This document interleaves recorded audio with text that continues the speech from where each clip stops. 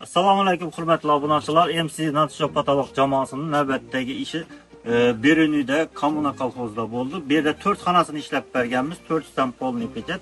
Bu yerda aksiyamiz ishlagan, ya'ni uyingizda zamerchik borgan vaqtida xonadonimiz 3 xonadan ko'p bo'lsa, o'sha summadan 1 million so'm qayt birinchi sort material, birinchi sort kraskada ishlab berdi. Hali bu yerda ishlangan ishlar bilan tanishib chiqamiz bo'lmasa